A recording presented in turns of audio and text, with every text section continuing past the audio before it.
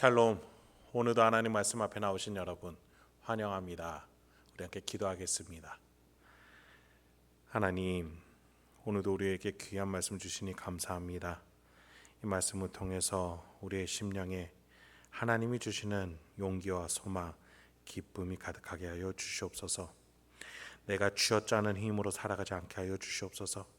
세상이 주는 거짓과 유혹으로 끌려다니지 않게 하여 주시옵소서.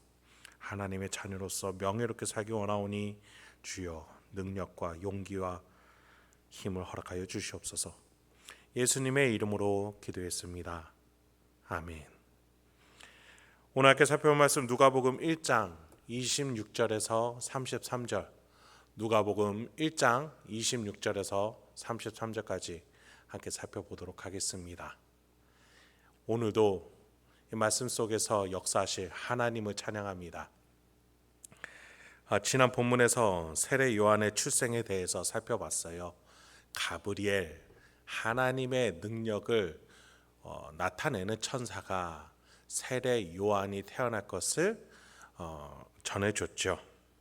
오늘도 동일한 천사가 하나님의 능력에 대해서 말하고자 합니다. 마리아, 즉 예수님의 어머니가 되는 마리아에게 나타나 오늘 하나님이 어떻게 역사하실 것인지에 대해서 말해주고자 합니다. 한번 본문을 살펴보도록 하시죠. 26절부터 29절 먼저 보죠. 여섯째 달에 천사 가브리엘이 하나님의 보내심을 받아 갈릴리 나사렛이란 동네에 가서 다윗의 자손 요셉이라 하는 사람과 약혼한 처녀에게 이르니 그 처녀의 이름은 마리아라. 그에게 들어가 이르되 은혜를 받은 자여 평안할지어다. 주께서 너와 함께 하시도다 하니 처녀가 그 말을 듣고 놀라 이런 인사가 어찌민가 생각하매 엘리사벳에게 세례 요한이 잉태한 지 6개월째 된 때의 일이었습니다. 가브리엘은 하나님의 초자연적인 능력을 다시 한번 나타내기 위해서 명령을 받았어요. 이번에는 나사렛이라는 도시에 있는 마리아라는 여인에게 나타납니다. 그런데 27절에 보니까 그 마리아를 처녀라고 강조를 하고 있어요. 그러면서 그 여인에게 은혜를 받은 자여라는 인사말을 더합니다. 무언가 특별한 은혜를 지금 받고 있다라는 의미예요. 그러니 마리아는 이 인사말이 의문스럽습니다. 내 지금 상황이 크게 변한 게 없는데 어떤 특별한 은혜를 받았다던가 이런 의문점을 갖게 되는 것이 자연스럽겠죠. 그 천사는 그 은혜에 대해서 이렇게 말해줍니다. 30절부터 33절입니다. 천사가 이르되 마리아여 무서워하지 말라. 네가 하나님께 은혜를 입었느니라. 보라 네가 잉태하여 아들을 낳으리니 그 이름을 예수라 하라. 그가 큰 자가 되고 지극히 높으신 이의 아들이라 일컬어질 것이요 주 하나님께서 그 조상 다윗의 왕위를 그에게 주시리니 영원히 야곱의 집을 왕으로 다스릴 것이며 그 나라가 무궁하리라. 천사 가브리엘이 엘리사벳에게 말했던 것과 같이 마리아도 생명을 잉태하게 될 것이다 라는 메시지였어요. 두 사람 모두 인간의 조건과 환경에서는 아이를 잉태할 수 없는 상황이었고 그것을 믿기가 어려웠을 것입니다. 그러나 하나님의 힘을 나타내는 가브리엘, 상황과 조건을 뛰어넘어 그들이 그렇게 되도록 하나님은 역사하셨습니다. 세례 요한 때처럼 마리아에게도 아기의 이름까지도 전해줍니다. 세례 요한이나 예수나 모두 하나님께 특별하게 쓰임 받는 자라는 의미에서 이름뿐만 아니라 커서 어떤 역할도 하게 될 것인지도 말해주죠. 그럼에도 세례 요한과는 좀 다르게 예수는 좀 더 특별한 역할이 주어집니다. 여러분, 천사가 마리아에게 아기에 대해서 예수에 대해서 표현할 때 어떤 표현이 반복이 되는 것 같아요?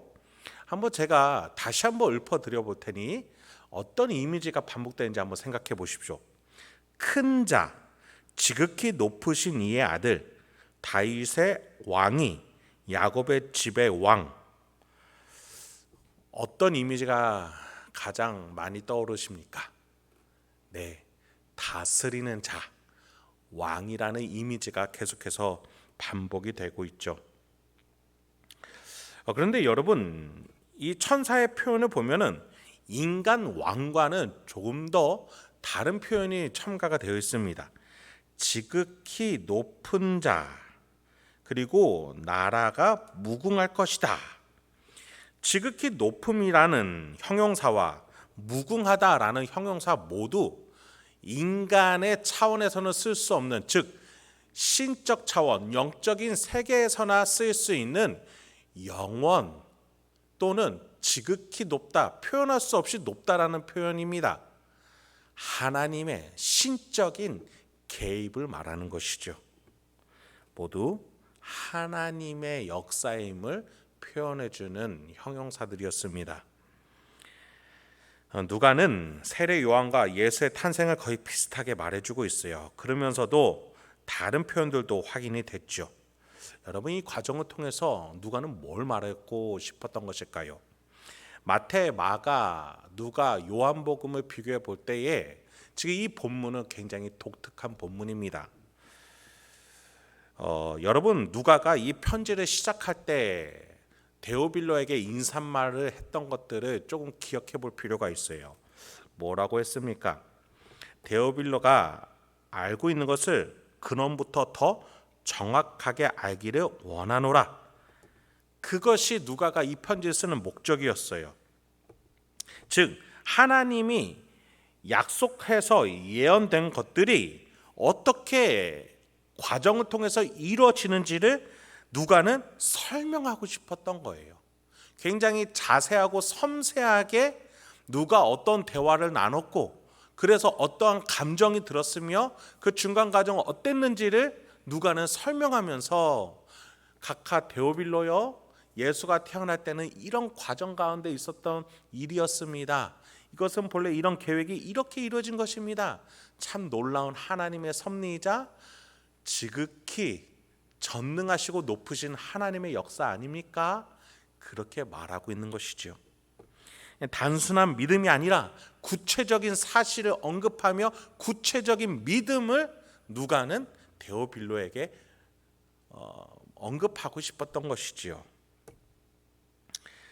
여러분, 하나님을 배반하고 떠난 탕자와 같은 우리를 구하시기 위해서 하나님은 섬세하고 세세하게 지금도 또 그리고 내일도 일하고 또 약속했던 것들을 우리 미래에 이뤄낼 것입니다.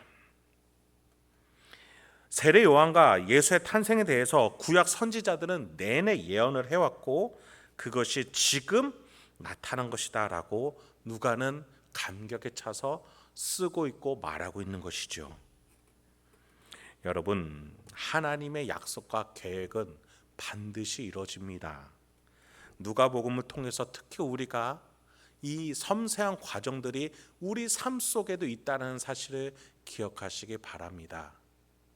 전능하신 하나님께서 우리를 그 구원의 영적인 세계, 영원한 나라로 인도하고 계십니다.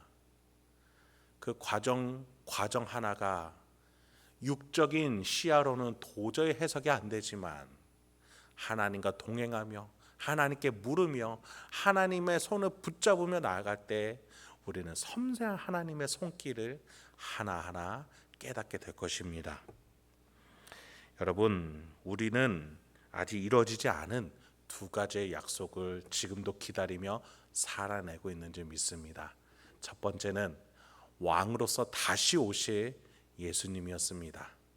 이때는 아기로서 이 세상에 오셨지만 다시 오실 때는 온 우주의 왕의 모습으로 오실 것이라고 약속하셨어요. 그날을 기다리며 우리는 오늘을 사는 겁니다. 그러면서 동시에 한 가지 더 약속을 해주셨어요. 내가 너희와 함께하리라. 주님이 다시 오실 그날까지 고아와 같이 내버려 두지 아니하시고 우리에게 영으로 오셔서 예수의 영으로서 우리의 심령 가운데 함께 계실 거예요.